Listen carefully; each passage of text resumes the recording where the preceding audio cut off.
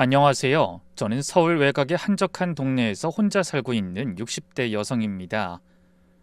얼마 전 새로 지은 아파트로 이사해 만족스러운 생활을 하고 있죠. 아침이면 창문으로 밝은 햇살이 비쳐와 기분 좋게 눈을 뜹니다. 불과 얼마 전까지도 노후한 아파트에 살며 겨울엔 추위와 여름엔 더위와 씨름했는데 요즘은 매일이 참 행복하네요. 저는 남편과 40대 초반에 사별하고 작은 이불 가게를 운영하며 아들을 하나 키웠습니다. 기댈 것 없이 혼자 힘으로 아이를 책임져야 했기에 남들보다 몇 배로 부지런히 움직여야 했죠. 새벽같이 가게 문을 열고 밤늦게 들어오는 생활을 20년 넘게 했어요. 피곤함에 찌들고 몸은 힘들어도 공부 잘하는 아들 하나 믿고 버텼습니다. 그 아들이 좋은 대학 나와서 대기업에 취직했을 때는 세상을 다 가진 기분이었죠. 솔직히 제 인생에 젊은 시절만큼 눈물 나는 고난과 역경은 없을 줄 알았어요. 하지만 사람 일이라는 건 참 알 수 없는 일이더군요. 편안할 줄만 알았던 노후에 젊어서보다 더한 마음고생을 하게 될 줄 누가 알았겠어요? 그것도 남이 아닌 가족이라는 이름의 존재 때문에 말이죠. 지난 몇 년간 저에게는 정말 많은 일이 있었습니다. 그 일을 혼자 감당하며 밤마다 울기도 참 많이 울었어요. 그때는 정말 죽고 싶을 만큼 힘들었는데 지금 돌이켜보면 어떻게든 버텨내길 잘했다 싶네요. 오늘 저는 나이 먹어 저처럼 아무에게도 말 못할 소가리를 하시는 분들께 조금이라도 위로가 될 이야기를 들려드리고 싶어 용기를 내게 됐어요. 그럼 부디 제 사연이 많은 분께 깨달음과 기쁨을 드릴 수 있길 바라며 조심스럽게 이야기를 시작해 보겠습니다. 이 사연은 3년 전 저희 외동아들이 같은 회사에 다니는 여자와 결혼한다고 했을 때부터 시작됩니다. 며느리들 아이는 아들보다 2살 어린 똑 부러져 보이는 아가씨였습니다. 처음 만났을 때 인상이 참 좋았어요. 얼굴이 환하고 웃을 때 눈이 초승달처럼 휘어지는 게 복스러워 보였거든요. 무엇보다 저를 부르는 목소리가 어찌나 다정한지 속으로 은근히 딸 가진 부모들이 부럽기까지 하더라고요. 그래서 저도 이제 살가운 며느리를 보고 딸 자식 없는 한을 풀어보고 싶다는 생각까지 하게 됐죠. 아들이 나긋나긋하고 부드러운 성품의 며느리감을 데려온 게 얼마나 좋았는지 모릅니다. 제 이런 마음을 알기라도 하듯 유진이는 저를 볼 때마다 애교를 부렸어요. 어머님, 오늘 머리 하셨어요? 너무 잘 어울리네요. 어머님, 피부가 어쩜 이렇게 좋으세요? 비결이 뭐예요? 이런 말을 스스럼 없이 하더라고요. 무뚝뚝한 아들만 키워오던 저에게는 새로운 경험이라 참 기분이 좋았습니다. 물론 그냥 예의상 하는 말이라는 건 알고 있었지만 아들은 죽었다 깨어나도 해주지 않을 말이라 고마운 생각까지 들었죠. 그 뒤로 양가 상견례를 하고 본격적인 결혼 준비에 들어갔습니다. 한데 바로 그때부터 생각지도 못한 문제가 생기기 시작했어요. 아들이 집 문제로 고민했는지 심각한 얼굴로 이런 말을 꺼내는 겁니다. 엄마, 일단 집 문제를 해결해야 거기 맞춰서 가구랑 살림을 장만할 것 같은데 우리 전세금 좀 보태줄 수 있어? 당연히 저도 그 정도는 생각하고 있었기에 별 망설임 없이 고개를 끄덕이며 답했어요. 그래, 뭐 전세값이 너무 비싸서 엄두가 안 나지. 당연히 보태줘야지. 아들 결혼시키는데 엄마가 안 도와주면 누가 도와줘? 그래서 저는 평생 모은 돈을 탈탈 털기로 작정했습니다. 이불 가게 하면서 아들 키우고 등록금 내면서도 틈틈이 한 푼 두 푼 모아온 돈이 있었어요. 장사가 잘 될 때도 있고 안 될 때도 있었지만 아들과 저의 미래를 위해 꼬박꼬박 적금을 부어온 겁니다. 그렇게 20년 넘게 모은 돈이 1억 정도 됐어요.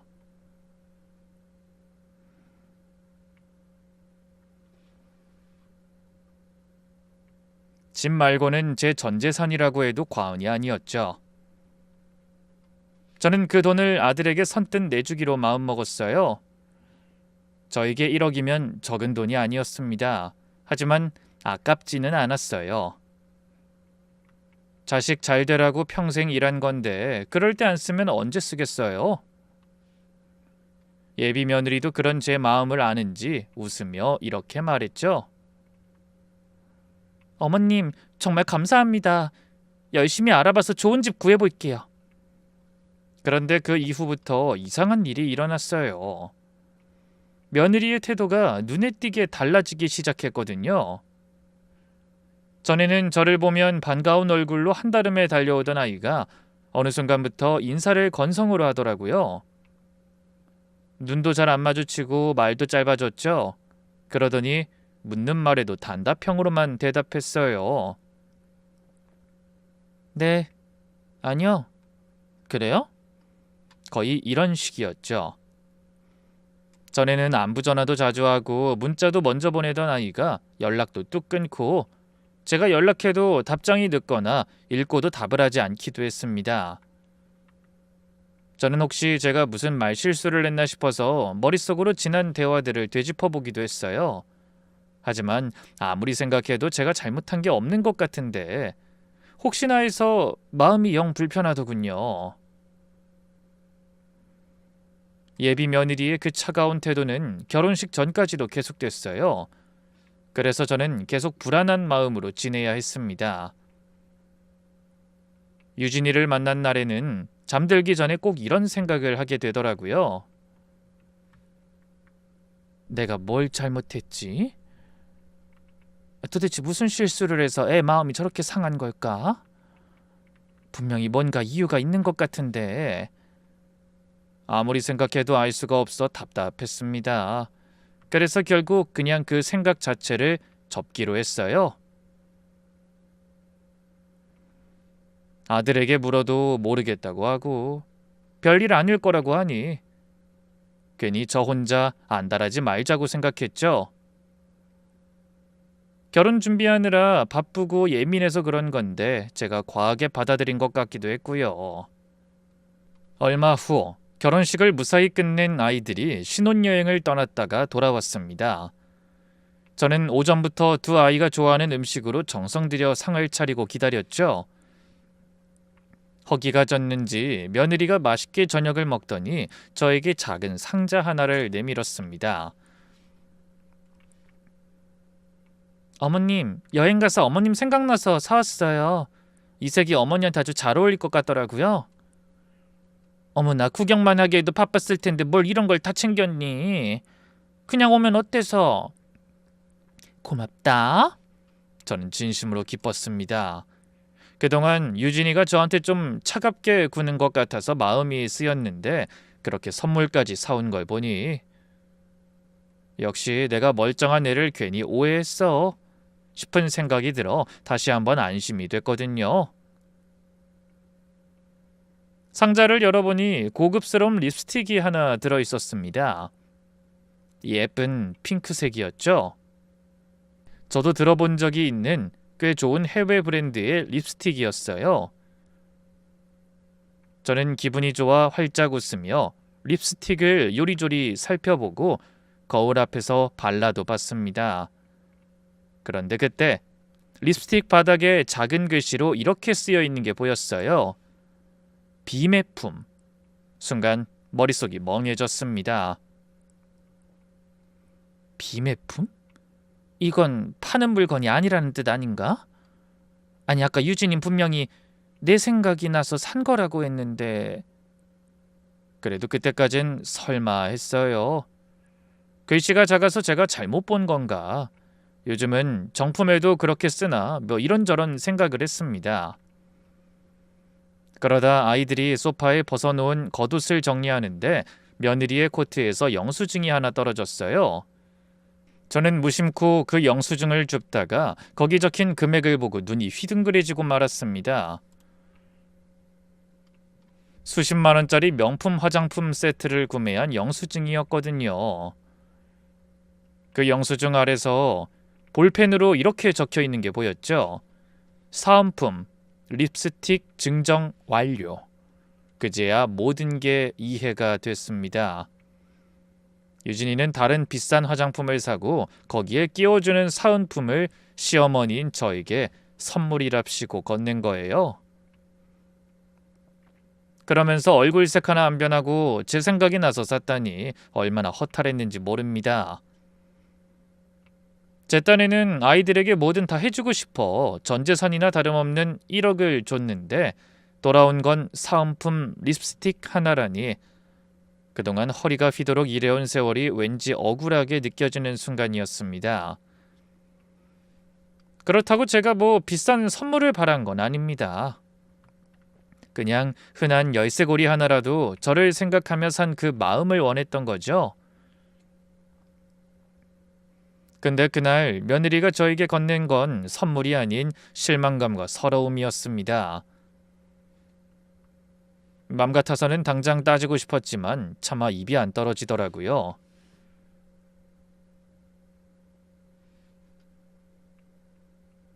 선물 하나 가지고 따지는 게 속 좁아 보일 것 같았죠. 그래서 그냥 참고 끝까지 아무 말 없이 웃으며 아이들을 배웅했어요.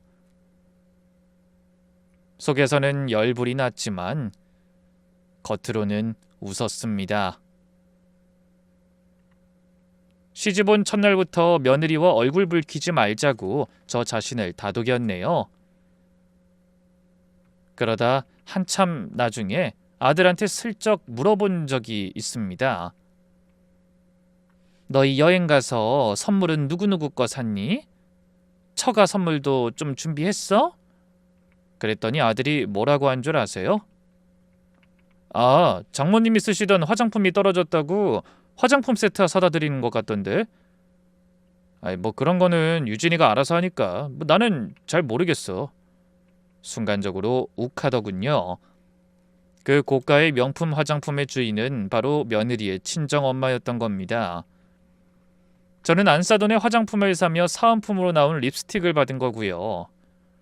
물론 그 사건으로 마음이 상한 건 사실이지만 마음에 담아두지 않기로 했습니다. 유진이가 마음이 없었다기보다 시간이 없었겠지. 그렇게 생각하기로 했거든요. 그게 저희 고부 사이에도 저의 정신 건강에도 좋을 것 같더라고요. 지금 생각하면 참 어리석은 행동이었죠. 그때 이미 며느린 저에 대한 마음을 다 보여준 거였는데 저만 어리석게 아무것도 몰랐으니까요. 하지만 앞으로 일어날 일에 비하면 그 정도는 새 발에 피어 빙산의 일각이었어요. 진짜 제가 거품을 물고 쓰러질 일은 그 다음에 일어났거든요.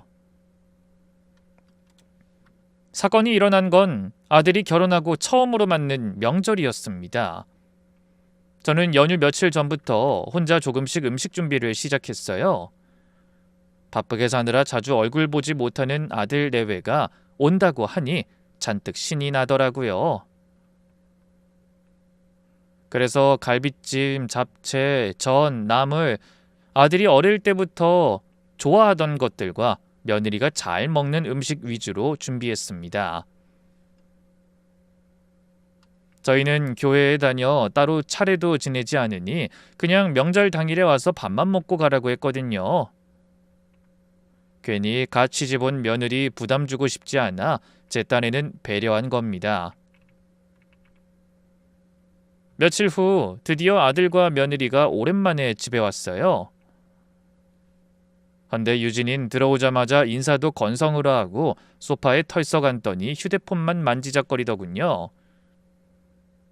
좀 서운했지만 뭐 이제 한 가족이니 거창하게 인사할 필요 있나 싶어 그냥 넘어갔습니다. 유진아, 뭐 마실래? 음료수 줄까? 과일 깎아줄까? 그런 제 말에도 며느리는 심드렁하게 답했어요. 아니요, 괜찮아요. 그러고는 계속 휴대폰만 보길래 뭔가 할 말을 찾다가 그냥 부엌으로 들어갔습니다. 아들도 마찬가지였어요. 엄마, 나 잠깐 누워도 돼? 요즘 일이 많아서 피곤해. 하더니 제 얼굴은 보지도 않고 방으로 들어가 버렸죠. 그래서 저 혼자 부엌에서 음식하던 걸 마저 마무리하고 있었어요. 그때 갑자기 퍼뜩 깜빡한 일이 생각났습니다. 동치미 담그는 걸 깜빡했네. 민수가 동치미 좋아하는데 얼른 담가서 애들 갈 때 들려보낼까? 아들이 어릴 때부터 제가 담근 동치미를 참 좋아했거든요. 그런데 그때는 괜히 이것저것 음식 만든다고 정신이 없어서 그 동치미를 깜빡한 겁니다. 그래서 얼른 지갑을 찾아 들고 집을 나서며 외쳤죠. 엄마 잠깐 마트 좀 다녀올게. 금방 올 거야. 그러고는 서둘러 필요한 것들만 후다닥 사서 돌아왔습니다. 한 20분쯤 걸렸을까요? 무도 아주 실해 보여서 기분이 좋더라고요. 그런데 집에 돌아오니 이상하게 거실이 조용했습니다. 방문도 열려 있는데 아들도 없고 며느리도 없더군요. 애들이 어딜 간 거야? 이제 밥 먹어야 하는데. 그래서 얼른 아들에게 전화를 걸어봤지만 받지 않더군요. 할 수 없이 이번엔 며느리에게 걸었습니다. 그런데 벨소리가 집 안에서 나는 거예요. 소리 나는 쪽을 보니까 소파 위에 며느리의 핸드폰이 놓여 있었습니다. 아니, 전화기도 안 들고 어딜 간 거지? 멀리 간 건 아니겠지? 그런 생각을 하며 소파로 걸어가 무심코 며느리의 휴대폰을 들어 올렸어요. 그러다 그만 화들짝 놀라고 말았습니다. 아니, 놀랐다는 표현만으론 부족해요. 피가 거꾸로 솟았다고 하면 어느 정도 이해가 될까요? 그만큼 충격적이고 믿기 힘든 상황이 펼쳐져 있었거든요. 소파 위에 놓인 며느리의 휴대폰 화면에 이런 이름이 떠 있던 겁니다. 망할년. 순간적으로 제 눈을 의심했습니다. 망할년? 아니, 이게 무슨 소리야? 설마 나를 이렇게 저장해 놓은 건 아니겠지? 아무래도 뭐가 잘못된 게 틀림없어. 그래서 전화를 끊고 다시 한번 걸어봤습니다. 하지만 벨소리가 울리자 또 며느리 휴대폰에는 선명하게 조금 전과 같은 이름이 떴어요. 망할년. 기가 막히더군요. 며느리가 시어머니인 저를 망할년이라고 저장해 놓은 겁니다. 다리에 힘이 풀려서 그 자리에 주저앉아 한참을 아무 생각도 할 수가 없었어요. 그저 조금 전 며느리 전화기에 떠있던 글자만 눈앞에서 빙빙 돌았죠. 망할년, 망할년, 망할년. 60년이 넘게 살면서 한 번도 들어본 적 없는 험한 욕을 다른 사람도 아닌 며느리에게서 듣게 될 줄은 미처 몰랐습니다. 그때의 기분은 지금 생각해도 뭐라고 표현이 되지 않는 것 같네요. 그렇게 주저앉은 채 얼마나 있었을까요? 현관문 열리는 소리가 나며 아들의 목소리가 들려왔어요. 엄마, 우리 커피 한 잔 마시고 잠깐 동네 산책하고 왔어. 밥 다 됐어? 아무렇지 않은 아들의 목소리에 저는 터질 것 같은 울음을 삼키며 간신히 일어섰습니다. 아들의 뒤로 주머니에 손을 찔러넣고 들어오는 며느리가 보이더군요. 맘 같아서는 며느리고 뭐고 당장 달려가 머리채라도 잡아 흔들고 싶더라고요. 그러면서 소리치고 싶었어요. 망할년이라니? 시어미를 그딴 말로 저장하는 게 제정신이야? 그 말이 목구멍까지 차올랐습니다. 하지만 입이 떨어지지 않았어요. 며느리는 얼른 소파 위에 놓인 자기 휴대폰을 들어 통화 목록을 확인하더니 대번에 얼굴이 굳었습니다. 그러고는 살짝 떨리는 목소리로 묻더군요. 어머니, 저한테 전화하셨네요? 저는 최대한 아무렇지 않게 보이기 위해 노력하며 답했죠. 그래, 집에 와보니 안 보이길래 민수한테도 하고 너한테도 했지. 그 소파에 놓고 간 것 같길래 그냥 끊었다. 이제 밥 먹을까? 그런 저를 보더니 며느리의 얼굴에 안도의 빛이 스쳤어요. 제가 아무것도 모르고 넘어갔다고 생각한 모양이었죠. 솔직히 그때 왜 따지지 못했는지 나중에도 여러 번 후회했습니다. 하지만 그때는 저마저 이성을 잃는다면 정말 돌이킬 수 없는 일이 생길 것 같은 느낌이 들었어요. 넘지 말아야 할 선까지 넘으며 얼굴을 붉히고 저희 가족이 산산조각 나버릴 것 같은 두려움이 몰려왔죠. 그때까지는 제가 아직 그 가정과 관계를 지키고 싶었던 것 같습니다. 지금 생각하면 너무나 어리석은 일이지만요. 결국 그날 저는 아들에게 동치미를 담가주지 못했어요. 너무나 큰 충격을 받아 간신히 밥만 먹고 아이들한테 편하게 쉬라는 핑계를 대며 얼른 집으로 돌려보냈거든요. 며느린 오히려 신이 난 얼굴이더군요. 그 후로도 며칠간 전 밥도 제대로 먹지 못할 만큼 마음이 상해 힘들었습니다.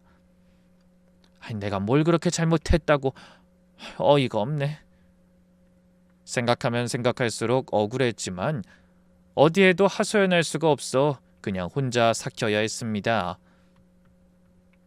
어쨌건 제 아들과 살고 있는 며느리인데 욕해봐야 제 얼굴에 침 뱉기라는 생각을 했거든요. 그래서 저 혼자 가슴을 치며 그냥 묻기로 했죠. 지금은 가족이 된 지 얼마 안 됐으니 그냥 시행착오를 겪는 것뿐이야. 시간이 지나면 나아지겠지. 내가 잘하면 유진이도 마음을 열 거야. 그렇게 생각하기로 했습니다. 물론 쉽지는 않았지만 그때는 그게 저희 가족의 평화를 지키는 거라고 생각했어요. 혼자 아들을 키우며 얼마나 울고 싶은 날이 많았는데 다 이겨내고 대기업 들여보내 결혼까지 시켰는데 그만한 일로 어렵게 지켜온 가족의 행복을 깰 수는 없다고 생각했네요. 그래, 버텨보자. 내가 더 노력하며 다가가 보자. 하지만 그런 제 생각이 얼마나 멍청했는지를 깨닫기까지 그리 오랜 시간이 걸리지 않았습니다. 제가 모든 것을 덮고 넘어가자 며느리의 행동이 점점 더 도를 넘고 심해진 겁니다. 한 번은 이런 일도 있었어요. 토요일 아침에 갑자기 인터폰이 울렸습니다.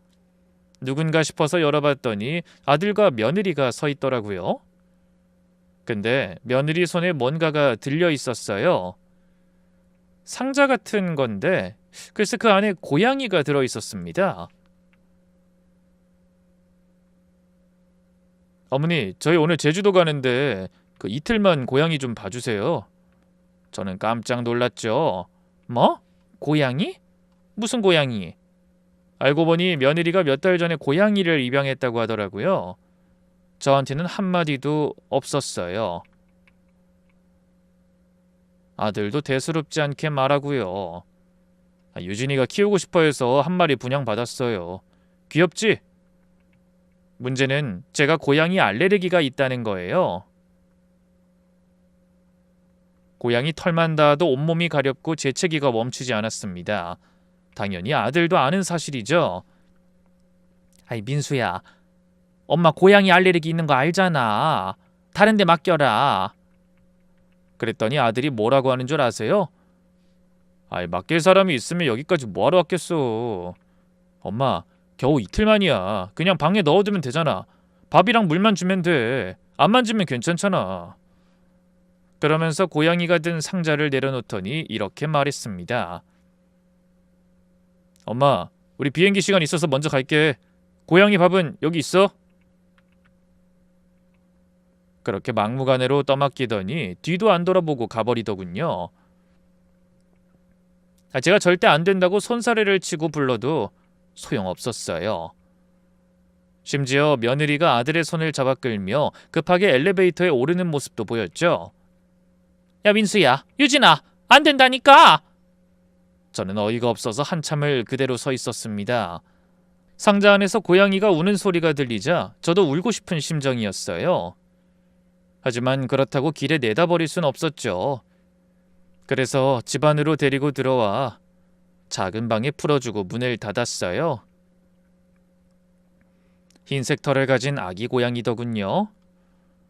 갑작스럽게 맡겨진 게 이상한지 그 녀석도 눈을 두리번거리며 불안해하더라고요. 그 모습이 좀 측은해 보였습니다. 동물이 무슨 죄가 있겠어요.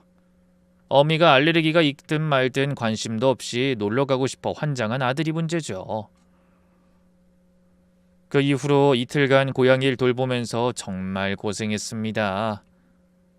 아무리 문을 닫아 놓는다고 해도 털이 안 날릴 순 없어 재채기가 계속 나오고 눈도 가렵고 콧물도 났어요. 밤에는 잠도 제대로 못 잤죠. 약을 먹어도 그때뿐이었어요. 그래도 고양이 밥이랑 물은 잘 챙겨줬습니다.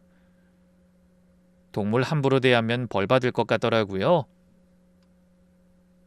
그런데 막상 아들 내외가 여행에서 돌아와서 고양이를 데려갈 때는 정말 힘이 빠졌습니다. 제주도까지 다녀와서도 저한텐 흔한 귤 한 쪼가리도 안 내놓더라고요. 아들 손에는 제주도 특산품인 옥돔과 한라봉 상자가 들려 있었는데 그건 또 처가몫인지 저에게는 삐쭉 형식적인 인사만 하더니 고양이만 데려갔죠. 엄마 고마워. 어머니 감사해요. 미안하다는 말도 없었습니다. 그 뒤로도 며칠 동안 저는 병원에 가서 주사까지 맞을 만큼 고생했는데 아무리 생각해도 괘씸해서 헛웃음이 다 나오더군요. 하지만 제가 한숨 쉴 일은 거기서 끝이 아니었습니다. 그런 일이 있고 일주일쯤 뒤가 제 생일이었거든요. 솔직히 기대도 안 했습니다. 지난 일들을 겪으면서 아들과 며느리한텐 더 이상 기대를 안 하는 게 정신건강에 좋다는 결론을 얻었거든요. 그래도 아들은 전화라도 하겠지 싶었어요. 제 배 아파 낳은 자식인데 엄마 생일에 전화 한 통 하는 게 그리 어려운 일은 아니잖아요. 헌데 친구들이 축하한다고 연락하고 친척들이 전화 통화할 동안 며느린 고사하고 아들에게서도 문자 메시지 한 통이 없더라고요. 그래도 혹시나 해서 종일 기다려봤지만 역시나 연락은 오지 않았습니다. 주말이라 회사 일이 바쁜 것도 아닐 텐데. 결국 다음날 제가 먼저 아들한테 전화해봤어요. 민수야, 요즘 어떻게 지내니? 어제는 바빴어? 그랬더니 아들이 아무것도 모르는 목소리로 그러더라고요. 그냥 똑같죠 뭐. 회사 다니느라 정신없는 거. 요즘 감사 기간이라 주말에도 바빠요. 왜요? 아 그래 바빴구나. 알았다. 몸 상하지 않게 조심하면서 일해라. 그때까지도 아들은 제 생일을 전혀 기억하지 못하고 있더군요.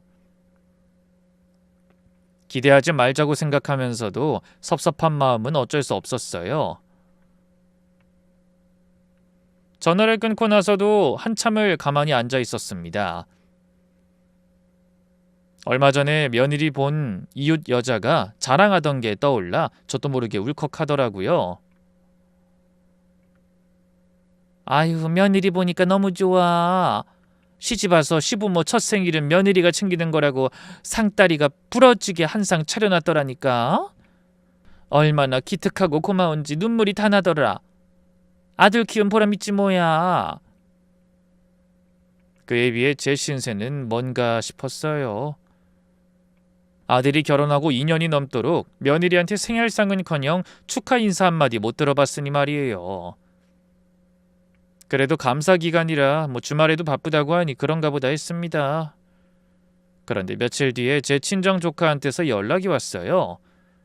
언니 막내딸인데 어려서부터 저를 잘 따랐거든요. 이모, 저 지난 주말에 민수 오빠 봤어요. 뭐? 어디서? 친구들이랑 스키 타러 갔다가요. 부부가 같이 왔던데요? 근데 사람이 워낙 많아서 인사는 못했어요. 그랬구나. 조카는 생일에 선물 못해서 미안하다며 대신 용돈 보냈다는 말을 남기고 전화를 끊었습니다. 하지만 이미 제 머릿속은 아들 내외에 대한 실망감으로 꽉 차 조카의 말이 귀에 잘 들어오지 않았어요. 분명 감사 기간이라 주말에도 바쁘다더니 부모 생일에 전화 한 통도 없이 둘이 스키를 타러 갔던 겁니다. 아무리 마음 비우려고 해도 자꾸 혼자 공허한 기대를 품었다가 실망하는 제가 너무 한심하더군요. 그런데 한 두어 달쯤 뒤에 더 기가 막힌 사실을 알게 됐어요. 그날은 아들의 사촌 동생, 그러니까 저에게는 시조카의 결혼식이 있는 날이었습니다. 남편이 떠나고 나서도 자주 왕래하던 사이라 저와 아들 내외까지 결혼식에 참석하게 됐죠.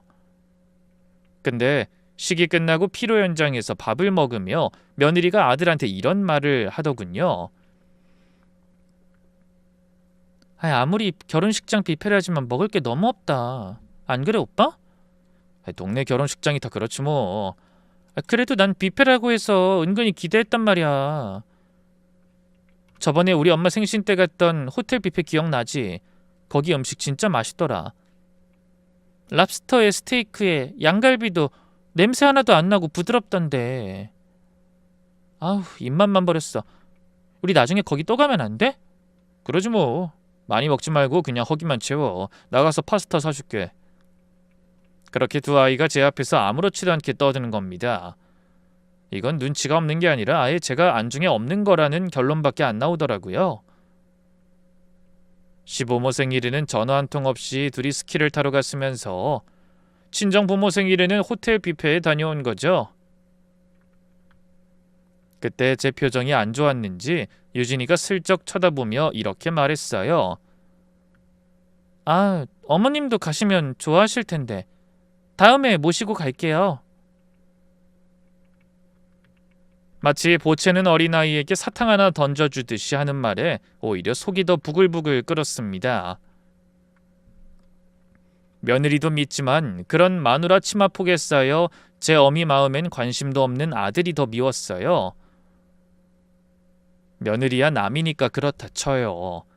근데 제가 죽을 고통을 견디며 나아 새벽부터 밤까지 열심히 일해서 대학까지 보낸 아들 하는 꼬락서니가 정말 가관이더라고요. 장가 보내고 나자 제 아들이 아니라 며느리 아들이 된 것 같더라니까요. 맘 같아서는 뒤통수라도 한 대 치고 다시는 연락하지 말라고 하고 싶었습니다. 하지만 실제로는 냉수만 벌컥벌컥 들이켜며 뒤집힌 속을 달랠 수밖에 없었네요. 명절이라고 별반 다르지 않았습니다. 결혼하고 첫 해에만 제대로 오더니 그 다음부터는 늘 어떤 핑계를 둘러대며 집에 오지 않으려고 용을 쓰더라고요. 엄마, 올해는 유진이 친정에 먼저 가기로 했어. 그쪽 할머니가 편찮으셔서. 말로는 며느리 친정 먼저 갔다가 명절 당일엔 오겠다더니 역시나 전화 한 통도 없이 연휴가 끝나버렸죠. 저는 그의 설에 혼자 떡국 끓여 먹고 TV 보면서 명절을 보냈습니다. 추석도 마찬가지였어요. 엄마, 유진이가 몸이 좀 안 좋아. 요즘 회사 일이 너무 바빴거든. 이번 연휴에 그냥 집에서 푹 쉬어야 할 것 같네. 그래, 알았다. 아프면 쉬어야지. 명절이 뭐 대단한 거라고. 신경 쓰지 말아라. 늘 그렇다 보니 이제 무덤덤하더라고요. 혼자 음식 준비해놓고 실망하면 서러워 나중엔 아예 준비도 안 했습니다. 그러면서 속으로 다짐했죠. 그래, 각자 편하게 살자. 아이 부모 자식이라고 뭐 꼭 보고 살아야 하나? 너인 너희대로 나는 나대로 그냥 별탈 없이 살면 그만이지. 그렇게 마음을 비우고 나니 오히려 편하더라고요. 물론 외로움은 어쩔 수 없었지만 저도 이불 까게 하며 교회에도 열심히 나가고 제 생활에 집중하려고 노력했죠. 하지만 얄미운 며느리는 그렇게 무덤덤해지려 노력하는 저를 끝내 폭발하게 만드는 만행을 저질렀습니다. 그 일로 그간 꾹꾹 눌러온 제 분노가 한꺼번에 터져나오고 말았죠. 사건은 아주 우연히 일어났어요. 그날은 제가 오랜만에 친구들과 만나 백화점 구경을 하기로 한 날이었습니다. 한 친구가 손주를 봤다고 해서 출산 선물을 사기로 했거든요. 그 핑계 삼아 주말에 백화점 구경도 하고 친구들과 점심도 먹기로 했죠. 그래서 가벼운 발걸음으로 기분 좋게 백화점으로 향했습니다. 헌데 친구들과 만나기 전에 들른 화장실에서 너무나 어이없는 상황을 마주하게 됐네요. 아직 이른 시간이라 백화점에 사람이 많지 않았고 화장실은 더 그랬죠. 제가 들어가기 전까지 텅 비어 있고 딱 한 자리에만 사람이 들어가 있더라고요. 그래서 그 옆칸에 들어가 볼일을 보려던 찰나 저를 멈춰 세우는 목소리가 들리는 게 아니겠어요? 아무리 들어봐도 익숙한 음성이었어요. 아니 언니, 내가 왜 시어머니한테 화가 나는 줄 알아? 그건 분명히 누군가와 통화하는 저희 며느리의 목소리가 틀림없었습니다. 저는 돌처럼 굳어 변기에 앉다 말고 숨지겨 그 소리에 귀 기울이게 됐어요. 결혼할 때 나 진짜 기대 많이 했거든? 시어머니 아파트 있잖아. 그거 재건축 확정난다고 소문이 자자했었어. 그래서 난 당연히 그 아파트를 우리한테 주실 줄 알았지. 오빠 결혼하면 자기 혼자 살 건데 그렇게 큰 집이 뭐가 필요 있어? 내 친구 얘기 들으니까 걔네 시부모님은 나중에 손주 태어나면 큰 집 필요하다고 45평짜리 아파트를 아들네 신혼집으로 내주고 자기들은 20평대 전세로 이사 갔다고 하더라고. 얼마나 현명해. 저는 심장이 쿵 내려앉았습니다. 너무 생각지도 못한 얘기를 들으니 현기증까지 나더라고요. 하지만 제가 옆칸에서 그 모든 얘기를 다 듣고 있는 줄도 모르고 며느린 입에 거품이라도 물듯 신나게 제 욕을 해댔습니다. 근데 뭐? 전세금 1억? 내가 어이가 없어서. 노인네가 무슨 욕심이 그렇게 많아? 부모는 자식을 위해서 다 내주고도 더 못 줘서 아쉬워해야 하는 거 아니야? 근데 자기는 30평대 아파트 떡하니 차지하고 앉아서 결혼하는 우리한테는 1억 던져주고 온갖 생색을 다 낸다니까? 1억이 뭐야 1억이. 언니, 그 아파트 재건축 때문에 몇 억이 오를지 모르는데 내가 성질이 안 나게 됐어? 진짜 그 노인네 너무한 거 아니냐고. 며느리의 목소린 분노가 가득했어요. 그때부터 진짜 열받았어. 시어머니가 날 무시하는 것 같았거든.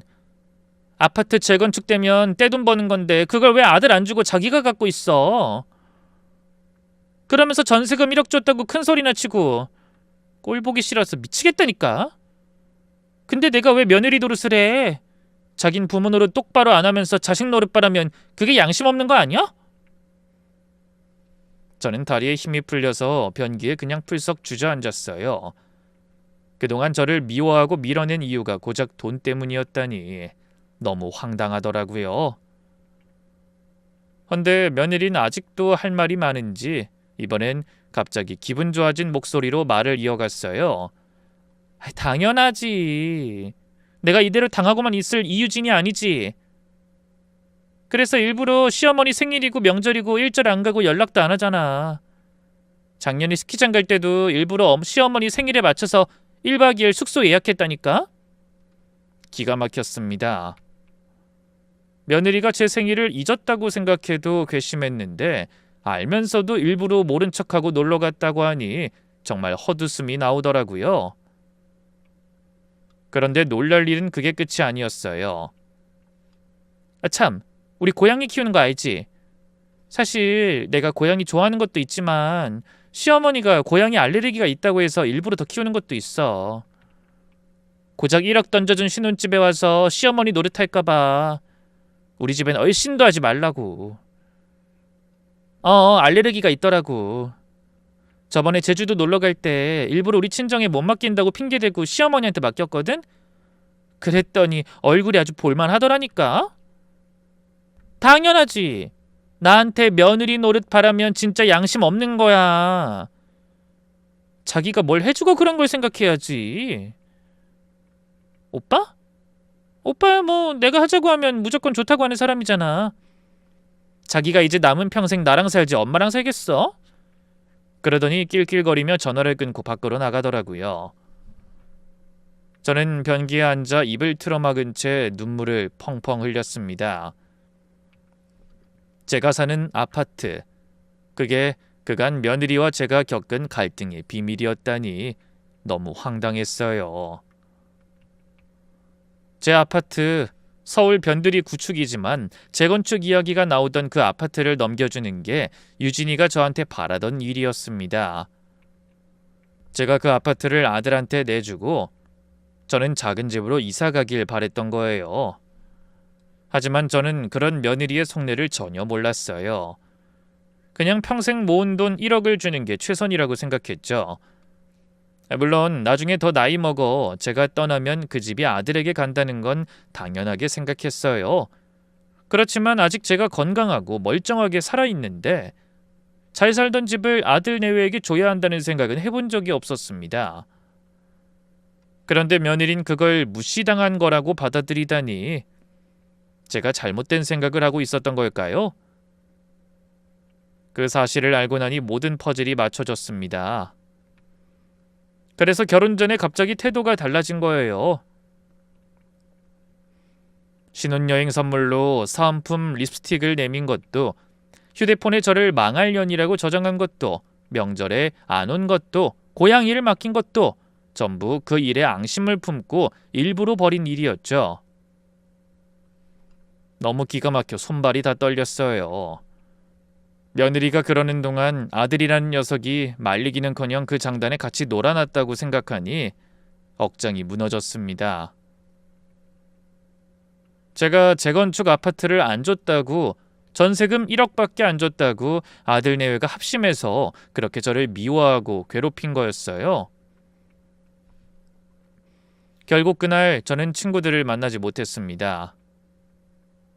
놀라서 우느라 얼굴이 엉망이었고 마음은 더 엉망이었거든요. 그래서 배탈이 났다고 문자 메시지를 보낸 뒤 서둘러 백화점을 나와 택시를 타고 집으로 돌아왔습니다. 택시에서도 눈물이 멈추지 않았어요.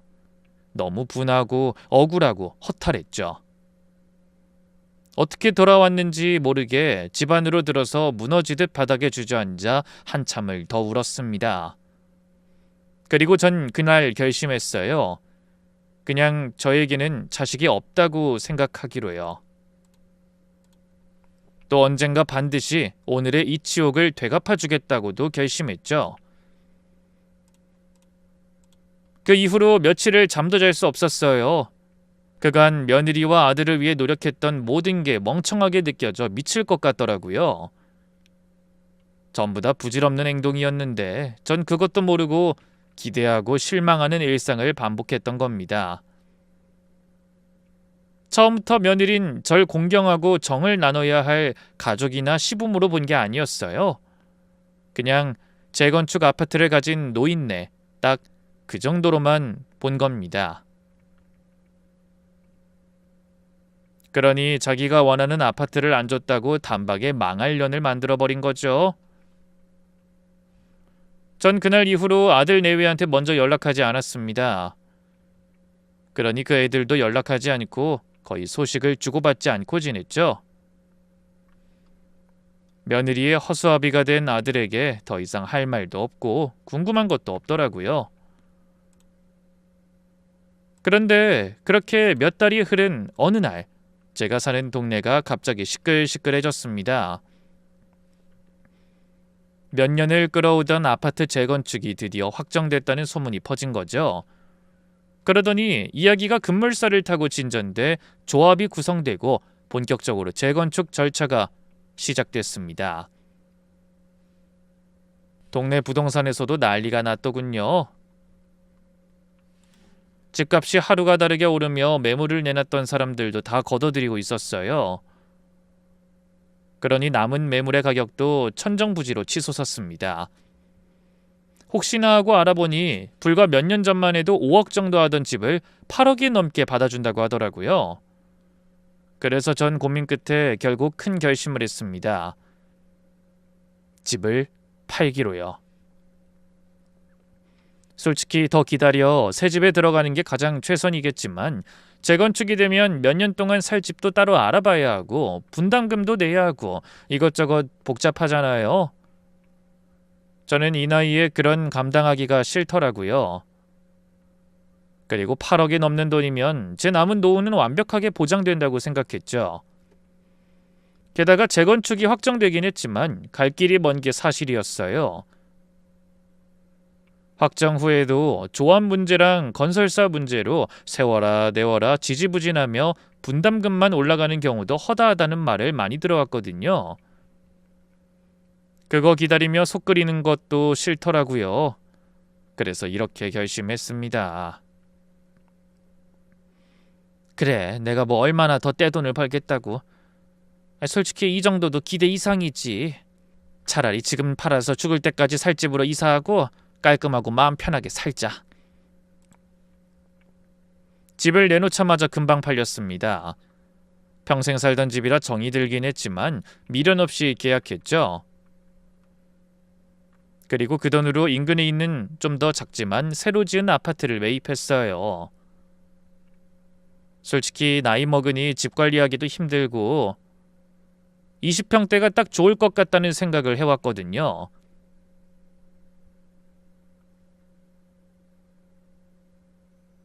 평수는 줄었지만 새 아파트라 깨끗하고 편의시설도 잘 돼 있어 너무 좋더라고요. 단지 조경은 또 얼마나 잘 해놨는지 열공원 안 부럽더군요. 집을 사고 남은 돈은 예금자 보호법에 맞춰 몇 개 은행에 안전하게 잘 넣어뒀습니다. 얼마가 될진 모르지만 여생을 지켜줄 든든한 노후 자금이었죠. 모든 일을 끝내고 나니 마음이 무척 편안했어요. 이제 새로 시작하는 기분으로 살아가면 된다고 생각했습니다. 그런데 이사하고 한 달쯤 지났을 때 갑자기 아들한테서 전화가 왔더군요. 그맘때는 거의 연락도 없던 애가 무슨 일인가 싶더라고요. 엄마, 이사한 집은 어때? 나 한번 안 불러? 집들이 해야지. 집들이는 무슨, 노인네 사는 게 똑같지. 아이, 그래도 갈게. 엄마가 어떻게 사는지는 내가 봐야지. 하나뿐인 아들인데. 어이가 없어서 코웃음이 나왔습니다. 지가 언제부터 부모 일에 그렇게 관심이 많았다고. 하지만 굳이 오겠다는 애를 막는 것도 이상해 그냥 그러라고 했죠. 며칠 뒤 토요일 오후에 아들이 새 집으로 찾아왔습니다. 근데 혼자 온 게 아니었어요. 며느리도 같이 왔더라고요. 며느리 얼굴을 본 것도 정말 오랜만이었죠. 헌데 이번엔 빈손이 아니더군요. 두 아이가 양손 가득 뭔가를 바리바리 들고 왔더라고요. 어머니, 이사하셨으니까 좋은 일만 있으시라고 좀 준비해봤어요. 휴지랑 주방 세제. 참, 여기 현관에 걸어두시라고 명태 액마기도 샀어요. 이거 요즘 유행이거든요. 그러면서 나무로 만든 생선에 실이 감겨있는 장식품을 사왔더라고요. 교회 다니는 집에 그게 어울리기나 하니? 저는 괜히 좋은 말이 나가지 않았죠. 결혼하고 시댁에 오는 내내 빈손으로 덜렁덜렁 오던 애가 갑자기 이것저것 들고 들어온 게 이상했어요. 그래서 저도 모르게 불안한 마음이 들고 방어적인 태도를 보이게 되더라고요. 그런 제 말에 아들이 민망한 듯 멋쩍게 웃으며 얼버무렸죠. 아, 그러네. 그럼 이건 그냥 가져가야겠다. 유행이라 별 생각 없이 샀는데. 저는 콧방귀를 끼며 속으로 생각했어요. 너희가 생각 없는 게 어디 하루 이틀이냐? 그래도 일단 집안에 들였으니 거실에 앉으라고 하고 음료수를 가져다 줬습니다. 헌데 아들이 무슨 할 말이 있는지 불편한 표정으로 한참 뜸을 들이더니 간신히 입을 열었어요. 엄마, 사실은 나 얼마 전에 회사 그만뒀어. 예상치 못한 아들의 말에 저는 깜짝 놀랐습니다. 뭐? 그 좋은 회사를 그만뒀다고? 왜? 아니, 갑자기 날 지방으로 보내버리겠다는 거야. 그것도 강원도 깡시골로. 내가 왜 그런 대접을 받고 계속 다녀야 해. 그래서 그냥 시원하게 사표 날리고 내 발로 나왔지. 가슴이 덜컥 내려앉았습니다. 어렵게 공부시켜 대기업 보냈다고 좋아했더니 일을 어떻게 했길래. 그게 말로만 듣던 좌천이라는 것 같았어요. 그래서 지금 어떡하고 있어? 다른 데 알아보고 있어? 아들은 난처한 표정으로 고개를 절레절레 흔들었습니다. 아니, 그게 알아는 봤는데 쉽지가 않네. 내가 어린 나이도 아니고 요즘 나보다 훨씬 좋은 대학 나와서도 놀고 먹는 젊은 애들 많잖아. 너무 속상해서 눈물이 왈칵 쏟더라고요. 아무리 미운 짓을 해도 제가 낳은 자식인데 걱정이 안 될 수가 없었죠. 그래서 이제 어떡할 건데? 그때 가만히 듣고만 있던 며느리가 갑자기 끼어들었습니다. 어머님, 그래서 저희가 생각해본 게 있어요. 유진이가 눈을 반짝이면서 말하더군요. 카페를 한번 해보면 어떨까 해요. 요즘 카페가 대세잖아요. 오빠가 커피를 좋아하기도 하고 괜히 안 되는 취직 때문에 시간 낭비하는 것보단 그게 나을 것 같더라고요. 저는 그냥 가만히 듣고 있었습니다. 그래서 말인데 어머님 돈 좀 빌려주세요. 이렇게 어려울 때 어머님 아니면 누가 저 일 도와줘요. 거기까지 듣고 저는 속으로 탄식했습니다. 아, 결국 이거였구나.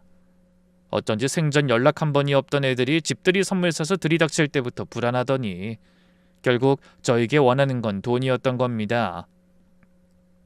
전에서 아무렇지 않은 척 물어봤습니다. 얼마나 필요한데?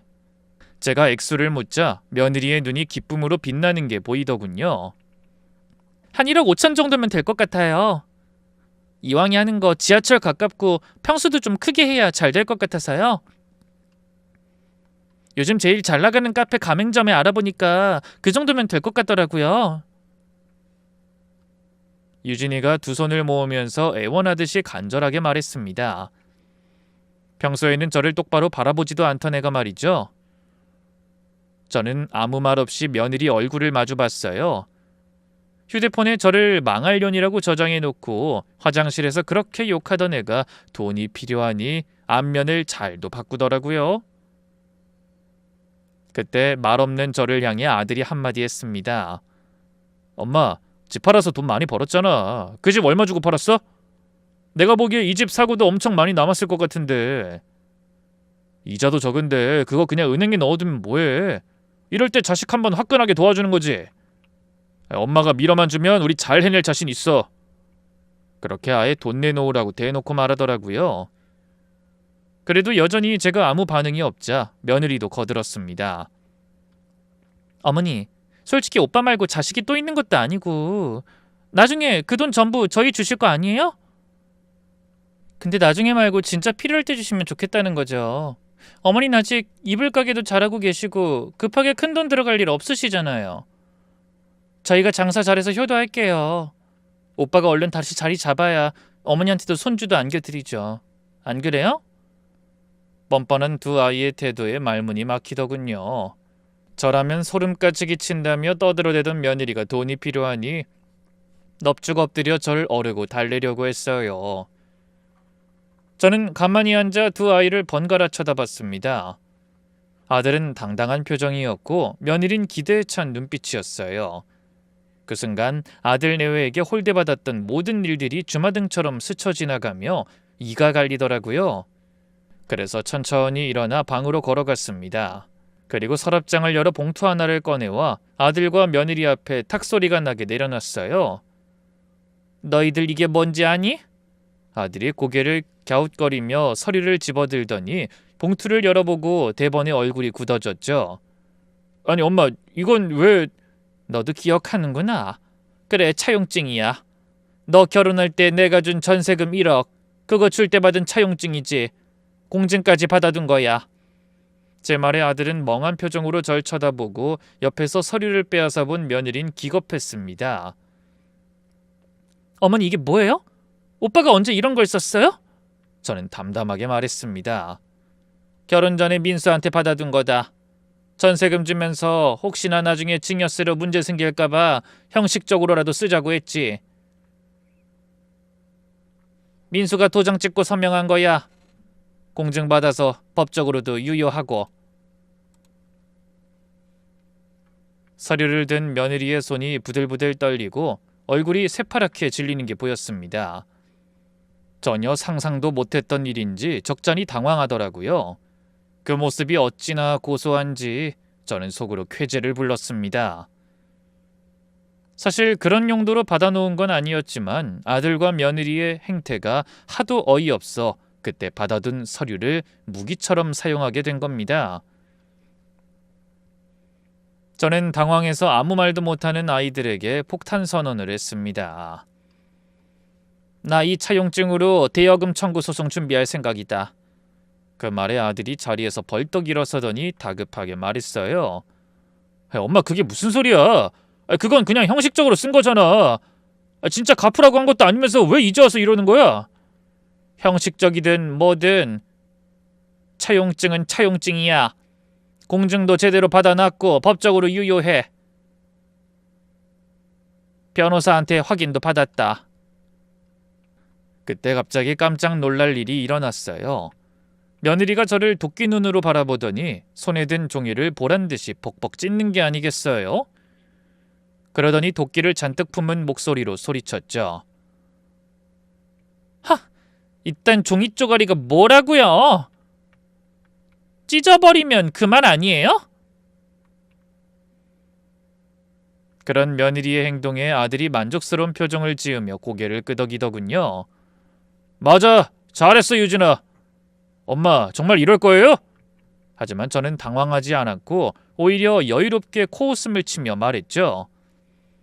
많이 배워서 똑똑한 줄 알았더니 너희들 완전히 헛똑똑이구나. 그거 보고도 못 느꼈어? 복사본이잖아. 진짜 서류는 내가 상담받은 변호사한테 맡겨놓고 왔지. 뭐라고요?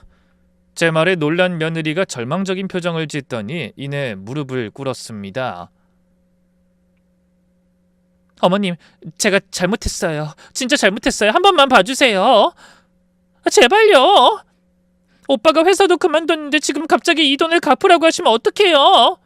하지만 저는 차가운 표정으로 휴대폰을 꺼내 어딘가로 전화를 걸었습니다. 아들은 다급한 목소리로 물었죠. 어디 전화하는 거야? 변호사? 그때 며느리의 핸드폰이 울리자 아들이 영문을 모르겠다는 표정으로 고개를 돌려 자기 마누라를 바라보더군요. 저는 애써 끓어오르는 분노를 억누르며 말했어요.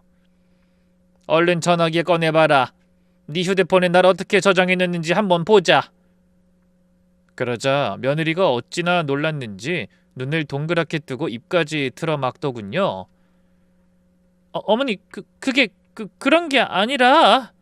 아들은 무슨 일인지 모르겠다는 표정으로 며느리의 휴대폰을 빼앗아 들고 화면을 확인했어요. 그러더니 입술을 깨물며 어쩔 줄 몰라 하더군요. 유진이 핸드폰에 여전히 제가 망할년이라고 저장돼 있는 게 확실했죠. 엄마, 이게 뭔가 오해가 있는 것 같은데 유진이가 그러니까 일부러 그런 게 아니라... 됐어. 네가 두 눈으로 보고서도 그런 말이 나와? 너희가 오죽급하면 이 망할년한테 돈을 빌리러 왔는지는 모르겠지만 난 너희한테 한 푼도 보태줄 생각 없고 그동안 빌려준 돈도 회수해야겠다. 그러니 얌전하게 집으로 돌아가서 소장이나 받아. 그러면서 저벅저벅 걸어 현관문을 열며 소리쳤어요. 둘 다 내 집에서 당장 나가! 1억은 법대로 받을 테니까 알아서 준비해. 엄마, 제발 이러지 마. 우리더러 갑자기 그 큰 돈을 어떻게 마련하라는 거야? 그래요 어머니, 1억이 무슨 장난이에요? 며느리가 울먹이며 하는 말에 제가 허공에 대고 웃음을 터뜨렸습니다. 왜? 네가 받으면 고작 1억인 돈이 갚으려고 하면 장난이 아닌 게 되는 거냐? 그래, 나한테도 그 돈은 장난이 아니었어. 민수 아버지 떠나고 아침부터 밤까지 이불 가게에 붙어서 열심히 번 돈이었다고. 그 말에 아들과 며느린 말문이 막힌 듯 입만 뻥끗거렸습니다. 나가거라. 당장 나가. 안 나가면 경비를 부르든 경찰을 부르든 쫓아낼 테니. 내가 못할 것 같니? 그런 저의 서슬퍼런 기세에 결국 두 아이가 엉거주춤 문 밖으로 나갔습니다. 유진이가 문 밖에서 계속 울면서 중얼거렸어요. 어머님 죄송해요. 정말 죄송해요. 하지만 저는 아무 말도 하지 않고 그냥 문을 닫아버렸습니다. 사실 처음부터 1억을 달라고 할 생각은 없었어요. 근데 집을 팔고 이사하고 나자 언젠가 아들 내외가 찾아와 돈 문제로 억지를 부릴 것 같다는 생각이 들더라고요. 그래서 보험처럼 그 서류를 들고 변호사에게 찾아가 소송이 가능한지를 물었죠. 하지만 두 아이가 저를 자극하지 않으면 그냥 그대로 묻어두려고 했어요. 그런데 그날 결국 아들 내외는 자기 신세를 자기들이 볶는 짓을 벌인 겁니다. 그 뒤로 소장이 날아가자 며느리가 매일같이 저에게 전화를 걸었어요. 하지만 제가 받지 않자 문자 메시지도 보내고 아들과 함께 집 앞에 찾아와 무릎을 꿇기도 했죠. 그래도 저는 흔들리지 않았습니다. 우습게 보이면 끝이라고 생각했거든요. 제가 한번 틈을 보이면 그 틈을 파고들며 더 많은 것을 요구할 애들이 분명했으니까요. 그래서 저는 두 아이의 모든 연락을 거부하고 소송을 계속 진행했습니다. 그 와중에 하루는 친구가 집으로 놀러왔다 제가 받지 않는 전화기를 보게 됐어요. 그러더니 의아한 표정으로 이렇게 묻더군요. 아까부터 전화가 계속 오는데 왜 안 받아? 근데 저게 누구니? 인과응보? 왜 사람을 저렇게 저장해놨어? 고개를 갸웃거리는 친구를 보며 저는 피식 웃었습니다. 그런 사람이 있어. 자기가 저지른 대로 다 받는 사람. 누군데 그래? 저는 대답 대신 창밖을 바라보면서 조용히 웃었네요. 그렇습니다. 며느린 이제 저에게 했던 악행을 그대로 돌려받으며 고통받고 있죠. 아직도 소송은 여전히 진행 중이거든요. 당연히 제가 승소하겠죠. 하지만 솔직히 돈 때문만은 아닙니다. 그동안 제가 겪은 일에 대한 화풀이도 아니에요. 그저 남은 제 삶이 편안하길 바라는 간절한 바라기일 뿐입니다. 이쯤이면 이제 며느리도 알게 되지 않았을까요? 뛰는 며느리 위에 나는 시어머니가 있다는 걸요.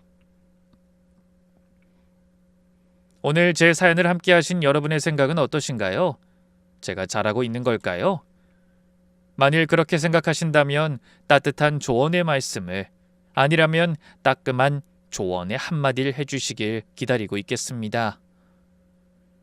그럼 추워지는 날씨에 모두 건강 조심하시고요.